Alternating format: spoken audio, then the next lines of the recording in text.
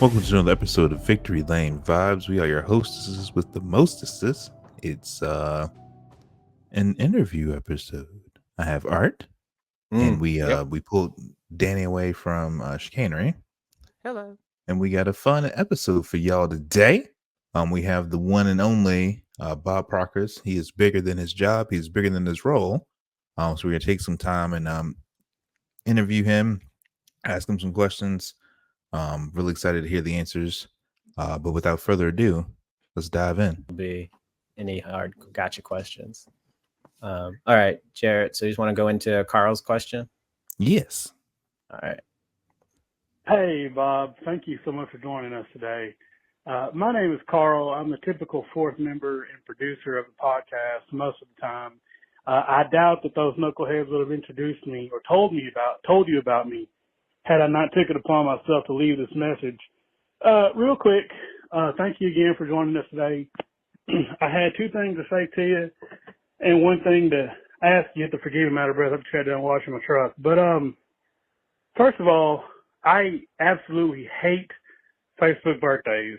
I hate having to go back and thank people for wishing me happy birthday. I hate having to remember to wish folks happy birthday. But for like the last 7 years, you have made sure to wish me happy birthday on Facebook. I'm sure it's something you just do automatically, but it's always made my day. So thank you for that. The other thing I want to say is 4 years ago, a lot of stuff was going on in this country and in NASCAR, particularly after one weekend in Talladega.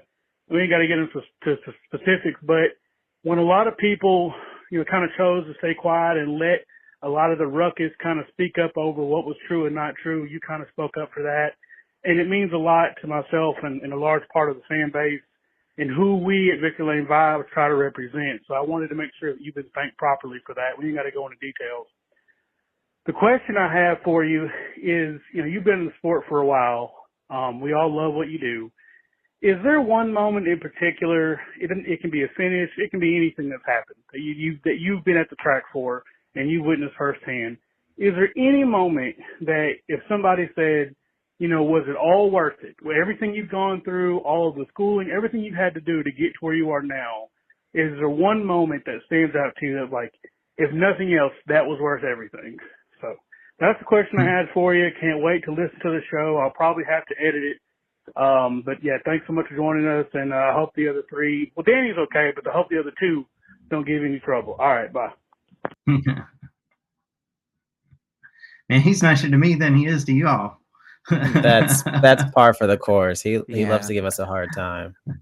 I appreciate the kind words, and I try to wish everybody who follows me on Facebook or friends with me on Facebook, with the limits that they have, to at least wish people a happy birthday. But as far as it being all worth it, I mean, I think just great events come to mind. I don't know whether there's ever a moment where you're like, gosh, it's all worth it. It's all worth it every day when people come up and say, thanks for giving us the info on Twitter. I mean, that's, I'm in this to give people information. And so anytime anybody thanks you, or, if you're at the track and you hear people talking and you hear somebody explain something and that they read what you wrote or read what you posted on social to help explain, that's great. The best parts are sitting in a restaurant and overhearing somebody in the booth next to you talking about racing and saying, well, I read this or I saw this, and knowing that you help contribute to their knowledge of the sport. That, to me, those are the most fulfilling times. If there's moments at the racetrack that just, all last, I think, I think when Dale Jr. won at Daytona in 2001 in the summer race, and just the celebration and just being in that, at the track on that night, and just kind of the feeling of euphoria after such a feeling of dread months earlier was just an amazing night, an amazing experience.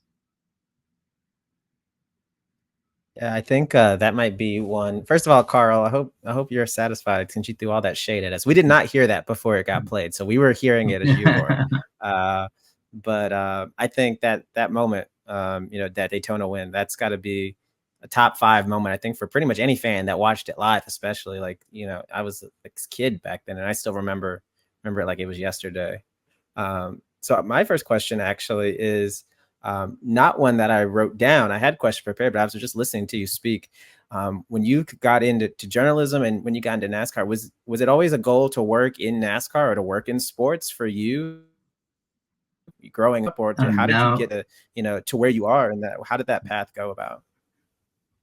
Well, when I went to Indiana University, and I grew up in Indianapolis, and I thought most racetracks had stands on the inside and the outside because I've been at the Indianapolis Motor Speedway. That was my reference for big tracks, and so I certainly had exposure to racing. But after I graduated from Indiana in '91, I sent out over 200 resumes and clips, and lo and behold, the Daytona Beach newspaper called, and they had an opening for a reporter to cover some high schools and colleges, and the local short tracks, and that's what I did. I took that job, and that's how I got into NASCAR, and never had a goal to be racing about a specific sport. I just wanted to be a reporter and be a storyteller and be a journalist, and obviously if you're in Daytona Beach, you're going to be going to the racetrack and covering all sorts of racing. And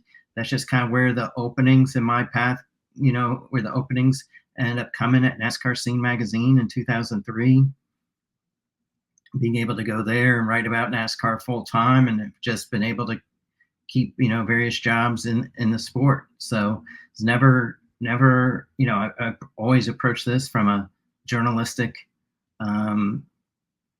endeavor. And if Fox says, hey, we'd love for you to cover college football next year, I don't know how good I'd be at it, but I think I could do it. And but I'd miss all the great relationships I've made in NASCAR, so wouldn't expect that to happen. But it's been a great ride, as they say. Yeah. Danny, you want to go? Yeah, absolutely. My thing is you watching, because I've been following your content for a really long time, especially when I got back into NASCAR. I guess at this point, probably, goodness, 6 years ago now. I had taken a bit of a sabbatical from the sport. I kind of come and go. But it's wild. I have to remind myself more often than not that, like, you're employed by Fox. It almost feels like you've become larger than that, larger than any one particular area, publication, etc. So my question is how do you deal with that? Yeah, it's, well, I mean, this is the best way to kind of explain is that when ESPN decided they weren't going to have a NASCAR reporter, I guess after the 2018 season, I didn't think I was going to be, if you'd asked me January 1, 2019, I would have said maybe a 30% chance I'd be covering NASCAR. There were a lot of gambling websites, that was when gambling and the issues, and we're all looking for people with big social followings, and and looking for reporters. So, but then Fox came and they said, you report on a lot of things on social that we follow, and talk about in the broadcast. So, a lot of us feel like you would be a great addition to us. And they pretty much said, we're hiring you to be you. and then we're going to see how you kind of fit in and how else you can contribute. So, it is a little bit strange, but in that sense, but I guess I've always taken a look at, yes, I work for Fox, we did some great things with the shows. We did a lot of fun segments and stuff, but they, from day one, they said, we're hiring you to be you. And, and as much as I can, I try to be me. And obviously that has, potentially increased, maybe what people see. But I will say this, like when you are on TV, even if it's just for a short time once a week, a lot more people know you, a lot more people pay attention to you. And so Fox certainly has played a pivotal role in kind of exposing what I do to more people than before.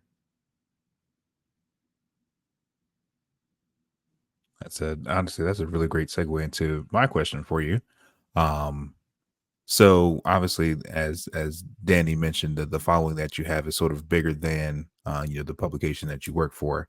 Um, so I was curious, how did the track tweet ups come about? We've been participants of some this between this year and last. We were asking ourselves before we started, how did that idea come about for you? Yeah, well, back when Twitter started, and now X started in 2009. I can't remember who it was at NASCAR Scene Magazine said, "Hey, this is a social media platform. We think it'll be good. We'd like you guys to get on it." And me and Jeff Gluck got on it. And some people said, "Hey, Jeff, we want to meet you, see you at the racetrack." And Jeff was like, "Well, I don't have a lot of duties during the Xfinity race, so why don't you just meet me in this section of the grandstands and we'll watch the race together?" And some people came, and that kind of sparked the idea of like, "Hey, on Cup race day, is there a way that we can go and meet fans?" And Jeff was kind of the spearheaded it. He was kind of the brainchild behind it, and I loved it because during a race weekend we don't get a lot of a lot of times we're in the infield, we're talking to people in the garage, and this was a great way to talk to people who are highly engaged fans of the sport and kind of pick their brains, say, "Hey, what do you think about this finish in the Xfinity race or a week ago?" And it really helped us, kind of understand, the feelings of the fans and create relationships. And it just helps us with coverage, in addition to just being fun and being great to meet people and thank people for following. It's and also people who want to see us, we kind of are able to set aside that time. But it's a great thing for us and the jobs that we do to be able to understand what's important to the fans who are coming to the racetrack. Yeah, I think if anyone's listening who hasn't, if you get an opportunity on a race weekend, Bob and Jeff are both very personable. Like, they make time. Like, you guys will literally go around and shake everyone's hand and say thank you for coming. Like, that's a real experience that we've seen firsthand. So I know a lot of people really appreciate you guys making the time. But I want to kind of transition into some of the more current news. So as we're recording, it's the day of the Mexico City race being announced. I'm sure it's been, the talk of your circles, especially today, the last 12 hours or so. We've on the show have talked about, NASCAR making these efforts to balance old school fans and trying to find these new audiences with things like the Clash in LA with the Chicago Street Course, but then also stuff like North Wilkesboro with the All-Star race. And then now with the Mexico City announcement. So, you hear a lot of chatter on social media and online about longtime fans feeling like they're being left out or, abandoned by some of these decisions. But what are your thoughts on NASCAR trying to balance that between these older fans and trying to find these new audiences? Well, I went to the Mexico City races in 2005 to 2008 that the Xfinity Series went to, and so I know that the fans in Mexico City are pretty passionate about racing and the sport, and I think it's good. And with the addition back in North Wilkesboro with going to Bowman Gray, NASCAR has, I think NASCAR recognized, maybe we went a little bit too far. But to me, that's better than not going far enough. And you look at a race like Mexico City, and I mean that not only appeals to fans in Mexico City, but the number of people with Mexican roots who live in the United States are going to pay huge attention to that race as well, I believe. So I think it's the ability to engage and the ability to bring your sport or show the sport maybe to people who might not normally look at it is huge. I think the Chicago Street Race is huge. And, they lose probably 8 figures, right? They probably lose over $10 million, I would think, on that race. I don't think there's any way that they make their investment back. But if there's 60 or 70 or 80% of people who've never seen a NASCAR race, at least now potentially they have a chance to see it or have reason to be interested in it. And, and then they can decide for themselves whether they want to go to another race or follow it more. But at least you're exposing it to people who maybe would not normally get to see it or be interested in it. So I think it's huge. I think going to new markets is a great thing. This sport with the money involved just cannot just be a Southeastern based sport. It's got to grow. It's got to find ways to engage new fans. And the biggest challenge isn't just on the schedule side. It's on the racing side too. People consume sports now so much on phones and video clips. How is NASCAR able to, appease traditional fans who want to sit and watch a 3.5-hour race and yet engage potential new fans who maybe won't sit there, but want to be able to see either recaps on their phones or highlights on their phones, or be able to kind of jump in and listen to scanners and that kind of thing. Yeah.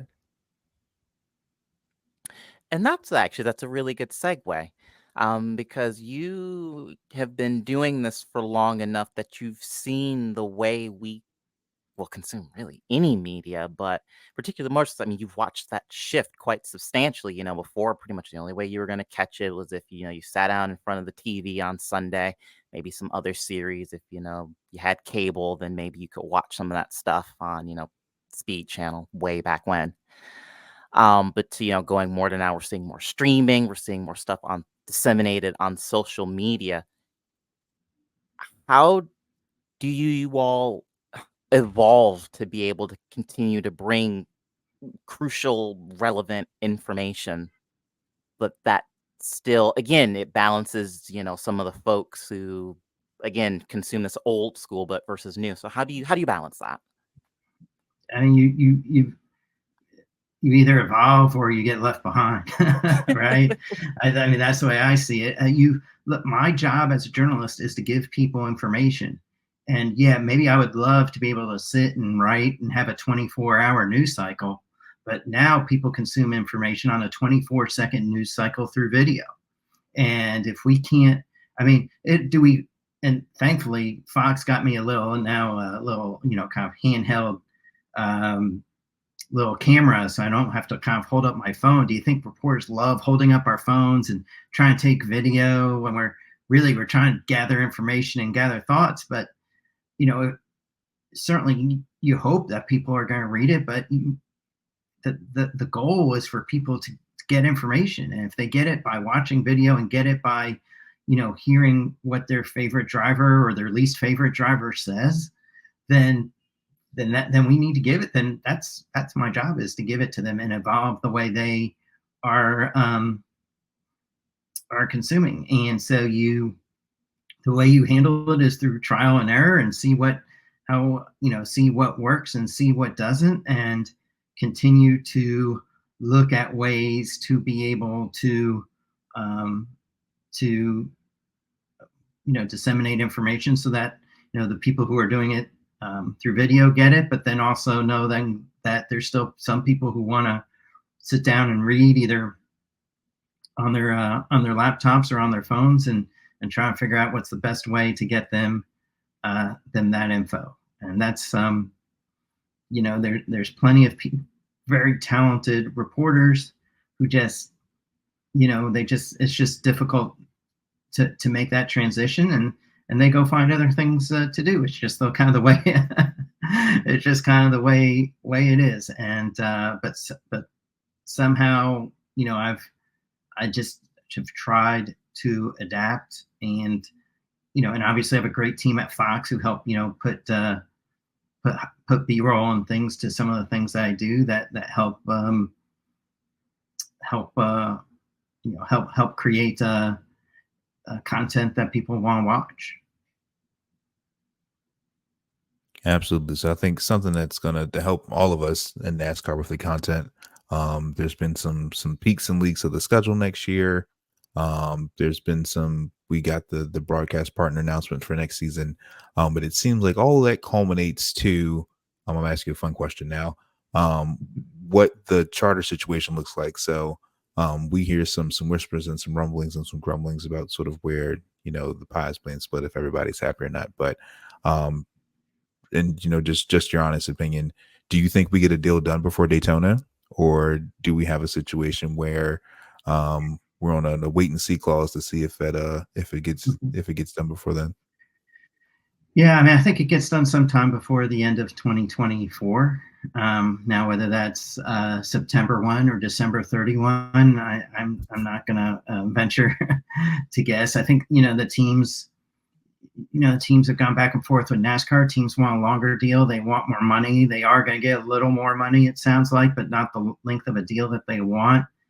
And but the bottom line is that they like the fact that they are guaranteed a spot, and they like the fact that even if the length isn't what they want, they like to be able to tell sponsors, okay, we know we're going to get this as our base, and if we finish average 12th every race, this is how much money we're going to get. So this is how much we're going to need in sponsorship, and they like that ability. And with the charter system, it gives that to them, plus some other voice at the table as far as the implementation of any rules that don't or any new parts and pieces that don't involve things for safety. So I think the teams won't be happy signing it, but I think they will. And I also think that really their best bet now is that they do this deal for 7 years, that they don't try to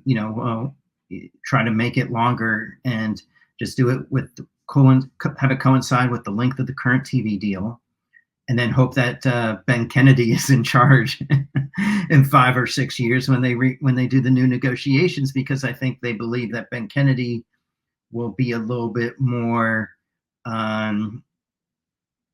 He might be a little bit more to go their way versus his uncle Jim France, who's still running things right now at this point in NASCAR. So I think the top two topics that we've talked about, grumbled about, discussed throughout the course of the season has been the charters, one, but then the second is the playoff system. So I fully admit that I've been a longtime hater of our current playoff system. I love the season long. I even loved like the 04 chase system, but I can accept it. But I'm just curious, what is the temperature of the folks that you talk to about the win and in system for the playoffs, with Harrison's win a couple nights ago, shocking the playoff apple cart, if you will, going from last into a playoff spot, and then Austin Dillon a few weeks back as well. I feel like there's been more discussion in the last 2 weeks than ever before about this specific part of the regular season. So I'm just curious, what is it that you're hearing from people in terms of their opinions, or what's your opinion on that specific part of the playoff system? Yeah, it's interesting because you had this top 30 rule up until 2023. Right before 2023, they got rid of it, and I think part of that was because you saw a guy like Corey LaJoie, and you're like, man, if he wins, he's run well enough, even though he's maybe around 31st in points, he should get a spot, right? Like, and so right. Nobody really argued with it. And then when you see Harrison Burton, doing everything he's supposed to do at Daytona, right. Runs a great race, wins, but when he has less than half the points this year than what Bubba Wallace has, you look at it and say, man, how does he make the playoffs and Bubba Wallace doesn't? Or if Bubba Wallace wins, how does he make the playoffs and Ross Chastain doesn't? It just, part of me is, man, that just doesn't pass the smell test a little bit, right? Even though we know it's the rule, and nothing against Harrison Burton, but should there be, I think it certainly has brought up the discussion. And even when Austin Dillon won, there was a little bit of the discussion, but obviously it was, there was more discussion about, just, I guess the question is, would Austin Dillon have even done that if there was some sort of minimum points that you need. I think I can look at it two ways. I think if you take whatever's pay 17 points to finish 20th, so I would say just take 17 times the amount of regular season races for whatever their series and make that the minimum. And so you've got to, and that doesn't even include stage points. Just so you've got to average a 20th place finish to be in the playoffs. And I think right now that would mean the top 23 or 24 would be good and the others would not.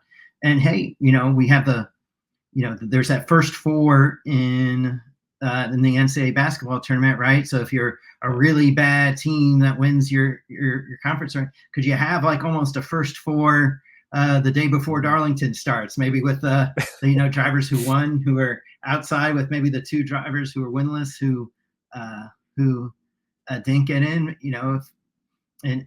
and maybe only do it if certain drivers don't meet that point standard. Maybe we come up with something like that and weigh it towards the drivers who win, but maybe give those guys who got knocked out because the driver in 34th, drove one great race. Then I wouldn't mind that. So that do I expect that to happen? No, but I think NASCAR might take a look. I haven't really talked to them much about it, but I think after seeing what people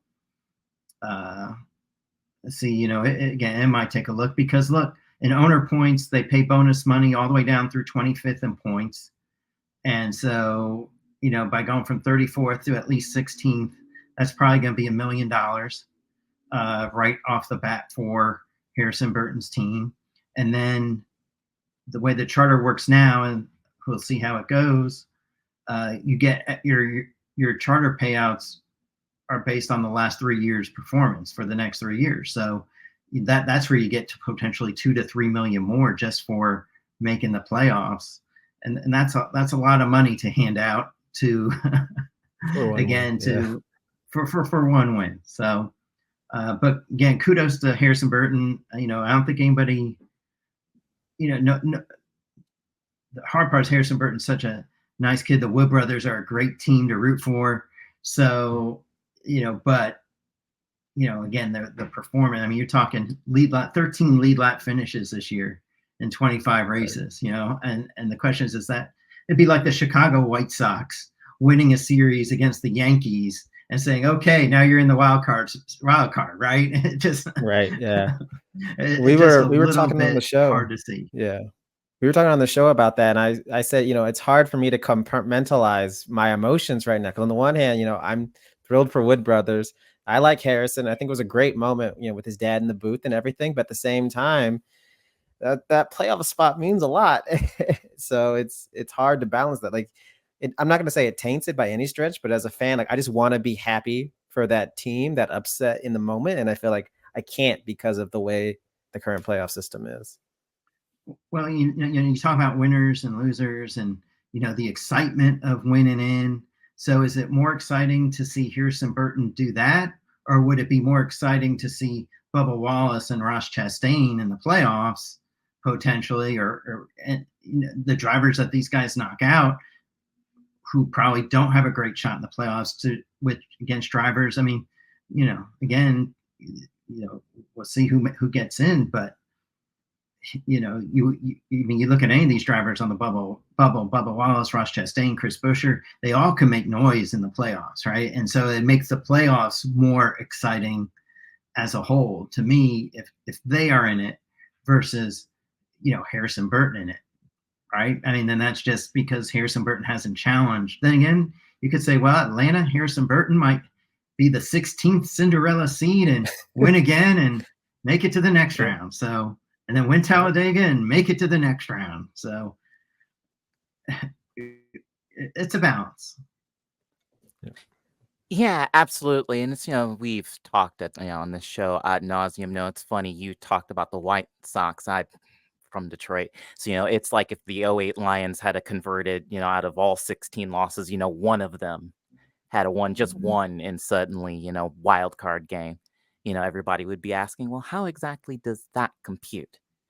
But certainly to your point, it feels like we have this conversation about at least one driver every year with the playoffs.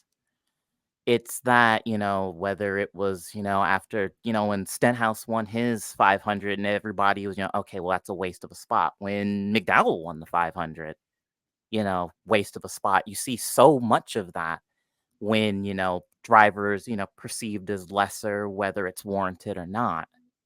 When they win and then there's renewed chatter sort of about this, winning you're in system all over again. And you always wonder sort of, kind of when is enough enough. But certainly listening to your input, and this is something that certainly since we've been doing this, I always feel like I struggle a bit, listening to you talk about, being able to balance, sort of, I guess, subjective feelings with objective facts in journalism. That is something that is always so hard. And I always feel like, because I run our sports car show, and I always feel like I have to list myself off 1,000 of disclaimers. Otherwise, I'm feeling like I do a bad job. But how do you balance that? Well, I think it's just like a baseball manager. The best coaches, the best managers coach with their head, not with their heart, right? Sure. A lot of times, right? Like, hey, I'd love to keep you in and pitching, but you're not doing very good right now and you look tired. I'm going to pull you, So that, so I think that's, I think that's the way to balance. That's the way you balance it. You try to look at it and try to take emotions out of it, but yet also knowing that in sports, part of it is emotion and part of it is the personalization of it. And so you recognizing that it plays a little bit of a role, but also just trying to look at it objectively, and also knowing that, for me, my first Daytona 500 was 1992. So what's that? 33 Daytona 500. So, I can go back and I'm not going to say I remember every single one of them, but I can go back and have a base of knowledge to know that that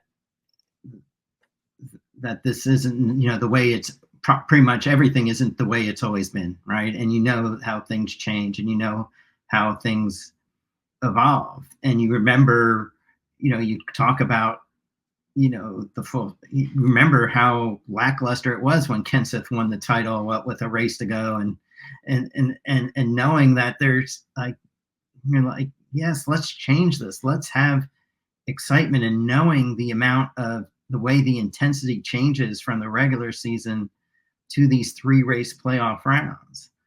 So it's I think you just try to think back to what why these decisions were made, and having been through those times to kind of help form your opinion, and if why they were made, how have they reached the goals of that were intended when they made these decisions.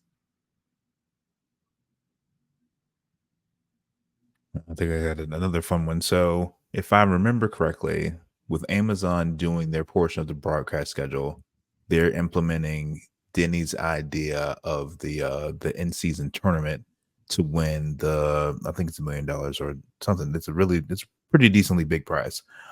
So you mentioned how the NCAA has the first 4.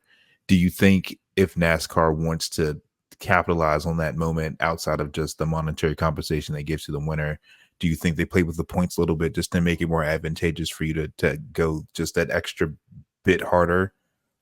Just because, you're unveiling a new broadcast partner, you want to see the best light with the glitz and glamour. Do you think they do anything with the points for that stretch to incentivize teams to do well? It's an interesting point, because you'll have like a few races. The last few races on Amazon will kind of set up this in-season tournament for the 5 TNT races. I think I think go through the first one and just see if the money is enough and it just generates enough interest. I mean, it's certainly. I mean, I asked Steve Phelps when they announced this deal at the end of last year. I'm like, if you don't do an in-season tournament, I mean, it's like it's there on a silver platter for you, right? You have two of these entities that have 5 races. Like it's perfect.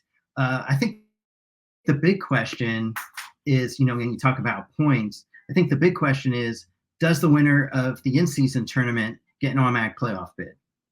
Like, right? So if you're the best in those brackets, you know, and maybe you haven't won a race, or you are, you know, 20th in points, but you rattled off 5 great weeks. Does that put you in the playoffs? And I could see that. I don't think they're going to do it next year, but I think it's something that they might want to consider to maybe add a little bit more juice to it. See, these are ideas that I never considered. Like I've never considered that, but that's such a cool idea. Wow. And I asked drivers about it when this was announced, and they were mixed. Some are like, yeah, sure, and then others like, no, $1 million is $1 million. That's enough. Yeah, I mean, trying to get a garage of drivers to come to consensus on any topic is probably a hard ask. So the other question I had for you is, I want to talk about something that you seemingly get caught up in, and that's the NASCAR fights. So Jared and I were at North Wilkesboro doing our media duties, and so we were not as close as you were, but we saw in the garage the Austin Dillon, Kyle Busch fracas, and then we saw you in the media center afterwards. And then driving back home, I was thinking about it, and then you were also caught up in the Jeff Gordon, Brad Keselowski Texas incident on pit road as well. So my question is, well, it's a 2-part question. I guess the first question is, why do you keep getting involved in these fights? Why do they seem to find you? But secondly is, what are you thinking, you know, during and after those moments? Like that's obviously something that you don't plan for. Like none of us could ever predict that's coming. So what's going through your mind immediately during and then after that? Well, it's I mean, the Stenhouse Busch one was kind of easy because we asked Stenhouse, what are you going to do? And he said, come watch after the race. So that was like an invitation to come over. And it's funny. He was like, I'm surprised there were so many media people there. I'm like, you gave us an invitation, Ricky. I mean, you told us to come watch. The Jeff Gordon one was interesting because back then, if you weren't in the top 5, you drove your car straight to the hauler. You know, they didn't stop them all on pit road for a lug nut check. There was no rule like that. And so, you know, I had gone to Jeff Gordon's hauler, and, you know, but I also have Jeff Gordon's radio in my ear, and I hear him say, I'm going to go after that guy. Or he said something like, I'm going after that guy. And so I was like, well, man, I better hightail it to pit road. And I remember I was working for, who was I? Was I with the? No, I was with the NASCAR Scene Daily. No, I was with Sporting News at the time. And I'm walking in, and I see Marty Smith from ESPN and his cameras. I said, "You gonna want to go pit road? Gordon says he's coming after Keselowski." He's like, "Really?" I said, "Yeah." It's like, "All right," and go over there. And so, you know, you already kind of watch for these things, but then, you know, at that time, you know, most of us would have been in the haulers if we didn't hear it. You know, on that he said that he was going to do it. So, you know, now with all the cars stopped on pit road after race, you kind of know who might be mad at who, and you just try to follow. And a lot of times after races, I know we all have cameras, like the TV partners have cameras on the top 5. So I know that area is covered, and I'll just go to where they're stopping like 10th through 40th. And I'll just watch. You know, if there's a driver who's been in a lot of things, I'll be near there. I'll just watch to see if a driver gets out, and if they're walking fast. And like I remember the Kansas race last year, Noah Gregson, I knew that he might be mad, and I look at him and he's starting to walk, and I see one of our camera people walking towards me. I'm pointing right, and he's like, oh, you know, and followed Gregson all the way to there, and he kind of had that slow-mo camera, and that's how we got all the slow-mo camera shots of Gregson and Chastain and the punch there. So you just kind of look and see who gets out of their car fast and starts walking towards another car, and you hope you're in the right place at the right time. So it's and what goes through your mind, like, you never know what's going to happen. It's a it's a very obviously intense sport, and people get angry. I mean, as Ricky and Kyle were talking, I was like, oh, nothing's probably gonna happen, and then Ricky all of a sudden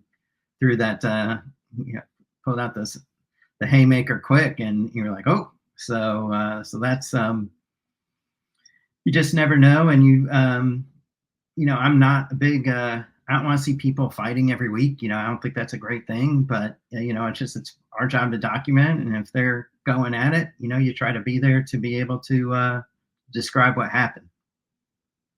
We were so caught up with the tires, we completely forgot that Stenhouse got wrecked until we saw Jamie Little sprint to the infield. What was going on? So Art and I went over there. We walked a little faster to see what happened, and by then everything had dispersed. But when we went back in the media center, none of them had known because they didn't know what happened. So we had to inform everybody, and everybody lost their minds. That was awesome. Danny, what you got? So I guess it's kind of a final bit to that. After the events of Richmond, how many folks were posted at Logano, Dillon, and Hamlin's haulers respectively? I'm curious.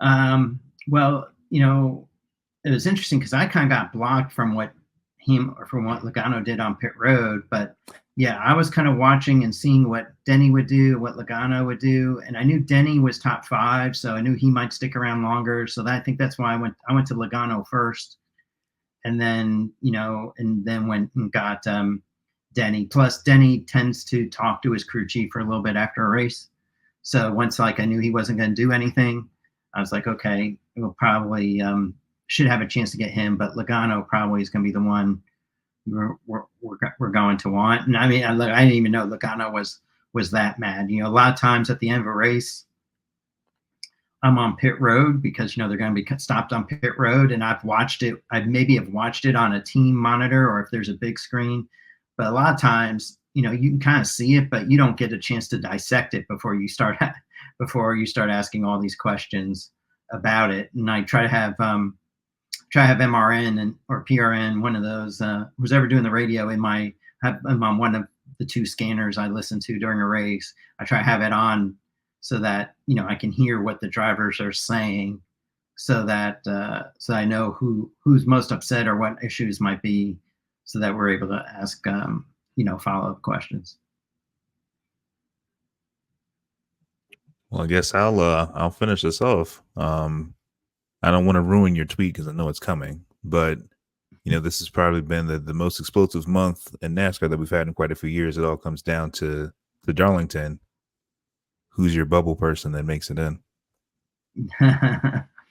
I just don't see Bubba or Ross Chastain being able to gain enough stage points on a Chris Buescher to be able to make it up. Like, if Buescher was, Buescher Soak was really good at Darlington. Obviously, a lot of people think he should have won that race, right? Remember, Tyler Reddick runs into him. And I just, I don't see either of those drivers being able to make up enough points to really be able to go head to head with him in the final stage where he doesn't have a cushion. And I don't see either of those drivers having been fast enough recently or at Darlington that they're going to win. So I think it kind of stays the same. If Bubba or Ross were within 8 to 15 points, I feel a lot better than it being more than 20 points for both of them. Yeah, that's kind of the vibe that I've been thinking. I think we've talked about off air as well. Like we believe it's possible, but it's just Buescher's really good there, so that makes it hard. Yeah, I mean, Buescher's going to have a problem, and if he does, Ross Chastain has been good and bad at Darlington. I feel Bubba has been more consistent over the last 6 weeks. So if Buescher does have a problem, I think I'd lean towards Bubba over Chastain. I'm going to ask one last one real quick because I know we're up against it, but we asked this on the show on Sunday, 2 nights ago. So this is completely subjective, so there's no wrong answer, but who do you think are the 4 most important drivers in the garage? And it's left vague on purpose. So who do you think is just most important? I would say the 4 most important are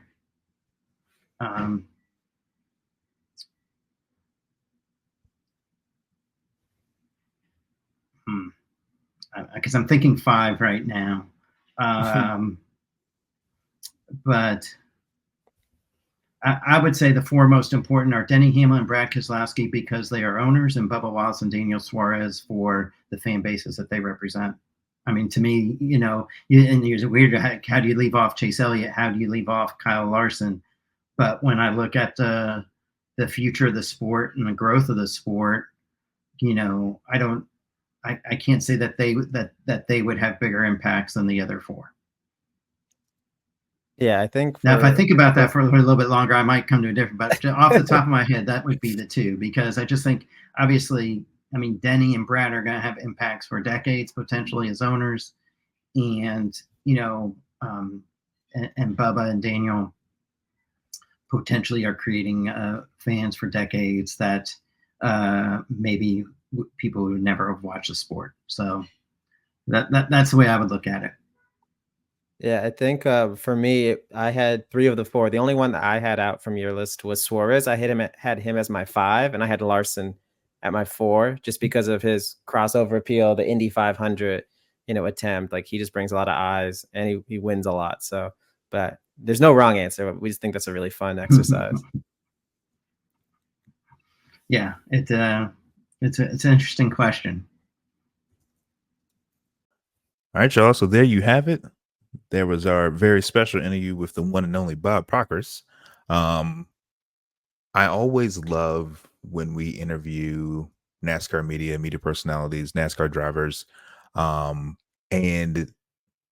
we're proving that we're not crazy because we have the same ideas.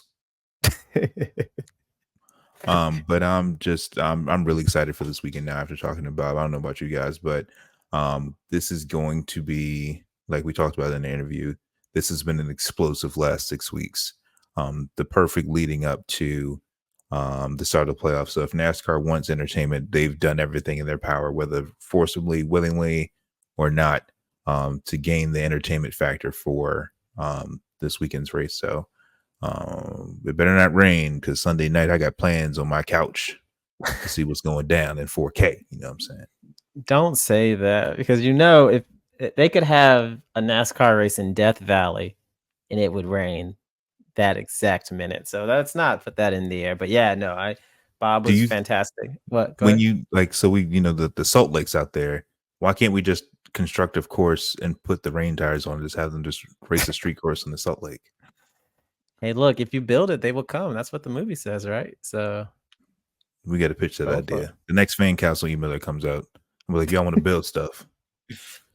And they might have taken me off the fan council. I've been lighting them up this year. In not kind words. But no, I'm excited. We've talked about on the show how good a track Darlington is, right? As high stakes as you can get.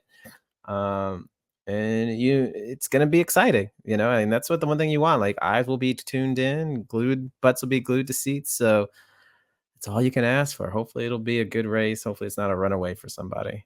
Unless it's one of my drivers, in which case, please keep running. Don't stop. Win it by 7 laps, old school style. Yeah, I don't have anything quite profound after all. I am making but a cameo appearance on the NASCAR pod, but certainly it's fun. It's always fun, getting the media folks here. There's a level of insight, understanding that certainly, well, I certainly don't have.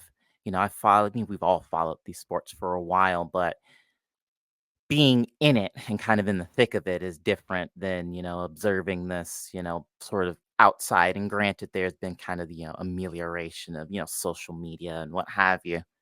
That means you arguably have the best shot at it now. But, my brain is, certainly for everything that, Bob did say, what was he not? That's always a thing that has me kind of curious. Interesting. I'm gonna have to go back and listen to this back and try and read into that. read between those lines. I just think there's such a wealth of knowledge there, and like Danny mentioned in the interview, like Bob's one of those few people that it feels bigger than the publication. Like literally when you said Fox Sports, I went, oh wait, he does work for Fox Sports, which not because you forget about it, right? I just think of him as the NASCAR reporter. I'm not just blowing smoke. Like I've literally thought that. But there's such a wealth of knowledge there. 30 plus years, 32 years of Daytona 500s, and traveling week to week for many of those years. It's definitely a unique perspective. I don't think I'm trying to think, maybe some of the MRN guys, maybe, but I'm trying to think if there's anyone else in the media that's been doing auto racing, at least for NASCAR, that long. And I can't think of anyone off the top of my head. If there is someone, I'm sorry, I don't remember you at the moment, but yeah, it's just a really cool perspective. I appreciate him long before we started this show, and him, all those other guys and girls that make the media world run. Like it's a tough gig, right? Like Jared and I have seen firsthand. Like we try to report on stuff during and after a race, and it's really fun, but it's hard work, and we're doing half of what they're doing. So appreciate them, and we're gonna try and keep growing our little corner of the NASCAR media world, and tending to our own garden as well, and try to bring you guys that sweet content that we know you love. But with that, y'all, we will catch you post Darlington. Yeah, I don't even know what's about to happen. We'll catch y'all Sunday. We out. See you.